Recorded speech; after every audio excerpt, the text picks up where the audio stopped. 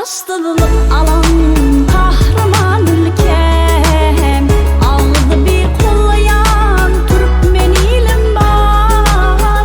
Dünya sana hayran mehriban ülkem, mertebeti bilen bahtlı ilim var. Kutlu yarın yurdum bütün yaşını, dünyanın yurtları kollar işini. Yiğitlerin mıdam korap taşını, asuda yaşayan mehremilim var. Asuda yaşayan mehremilim var.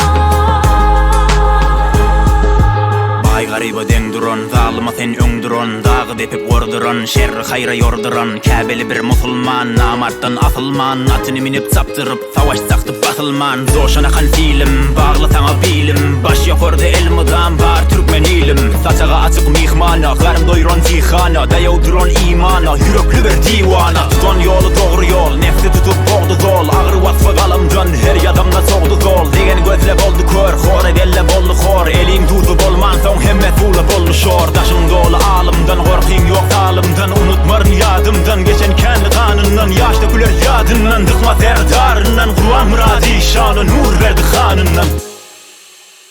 Allah penasını saklasın mıdam, biline ömrün bağlan ilim var. Asuda yaşayan mehremilim var. Ağlı bir karaşa Türkmenilim var. Ağlı bir karaşa Türkmenilim var.